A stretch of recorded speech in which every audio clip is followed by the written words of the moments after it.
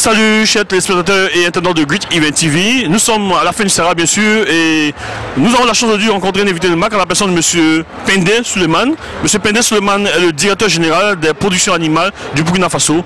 Bonjour monsieur. Bonjour. Alors merci d'avoir accepté notre invitation. Alors qu'est-ce qu'on peut retenir du passage du Burkina Faso à cette édition de 2017 au Sahara?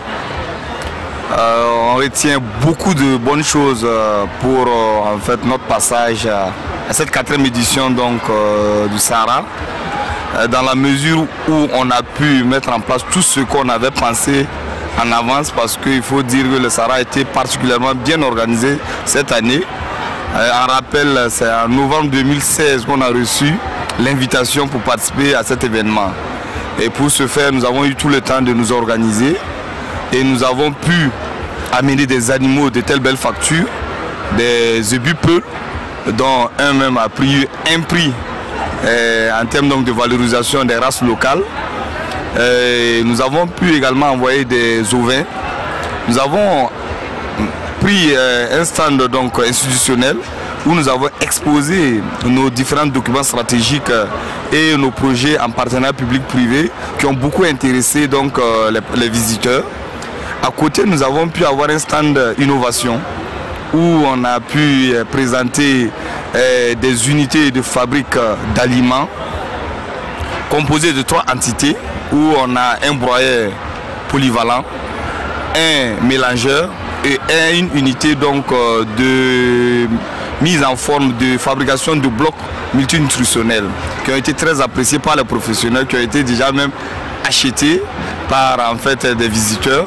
On avait à côté également une couveuse solaire qui a été également acquise, et pour finir un four multifonctionnel qui fonctionne à base de 3 sources d'énergie, le charbon, le bois et le gaz.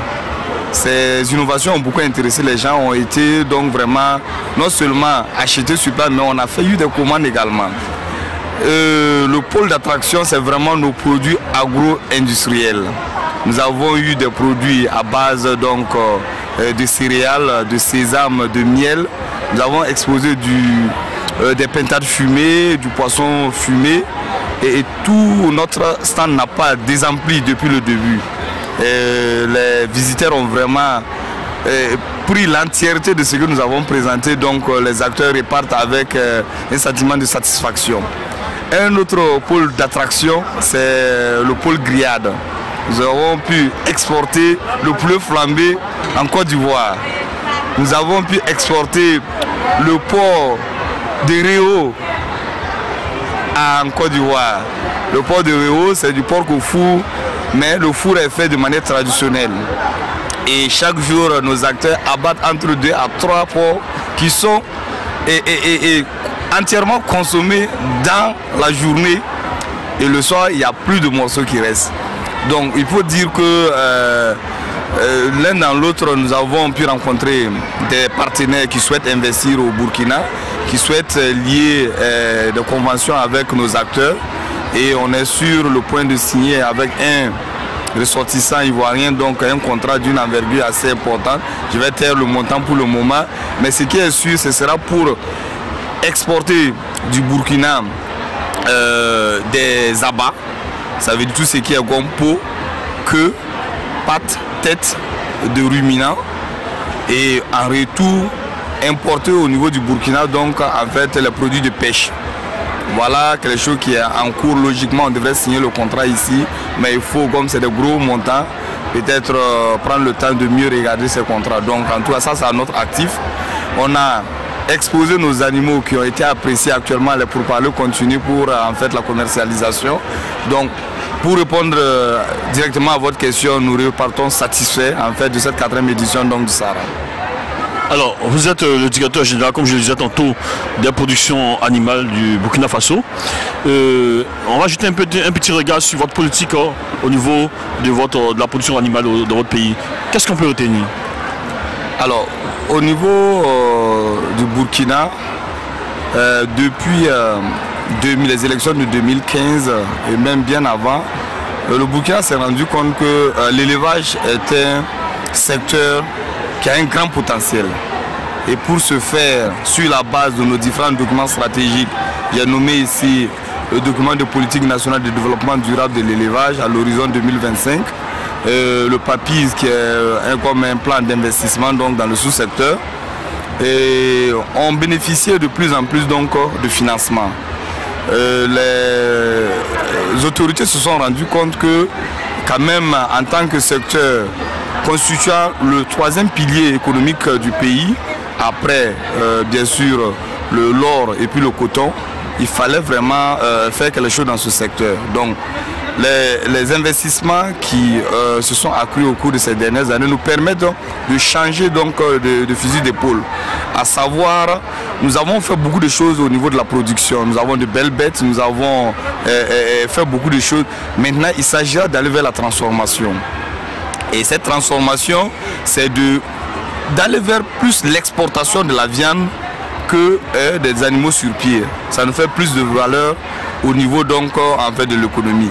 Maintenant, l'autre élément, c'est de dire que le secteur est pourvoyeur d'emplois au niveau du pays et occupe environ 86% quand même de la population du Burkina. Et par an, c'est pas moins de 430 milliards de francs que le sous-secteur de l'élevage et des ressources halieutiques en fait aspire au niveau de notre pays en termes de ressources.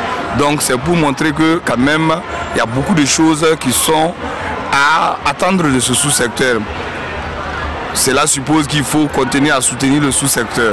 Dans tous les cas, nous pensons que nous voulons aller vers un élevage résolument tourné vers le marché qui se base sur des piliers donc en fait donc et de chaînes de valeur pour atteindre non seulement la satisfaction de nos populations en termes de sécurité alimentaire, mais qu'effectivement, au travers de cette activité, qu'on puisse avoir des ressources, des revenus nécessaires pour pouvoir donc aller vers l'amélioration des conditions de vie de nos populations en termes d'éducation, en termes donc de pouvoir avoir le minimum par jour pour vivre au niveau donc de nos braves populations.